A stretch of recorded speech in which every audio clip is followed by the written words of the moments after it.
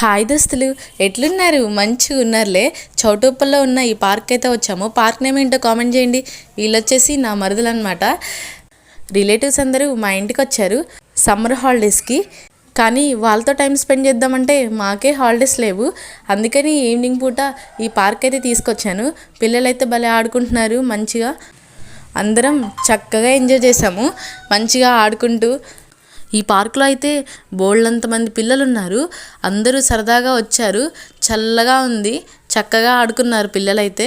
మా తీసిగాడు చూడండి ఎట్లా ఆడుతుందో, దాంతోపాటు వాళ్ళ అమ్మ కూడా ఆడుతుంది. పిల్లలందరూ మస్తు ఎంజాయ్ చేశారు.